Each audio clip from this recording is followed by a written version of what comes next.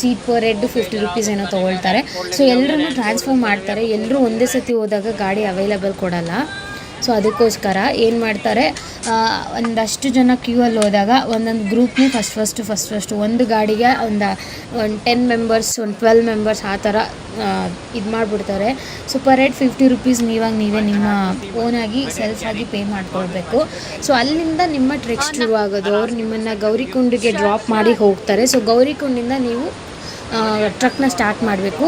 So ಗೌರಿಕುಂಡ್ವರೆಗೂ ಇವರು ನಿಮ್ಮನ್ನು ಗಾಡಿಯಲ್ಲಿ ಡ್ರಾಪ್ ಮಾಡ್ತಾರೆ.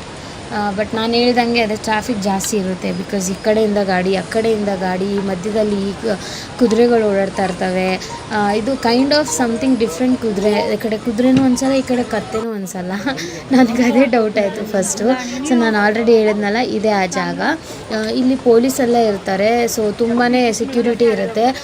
ನಾವು ಲೈನ್ ಬಿಟ್ಟು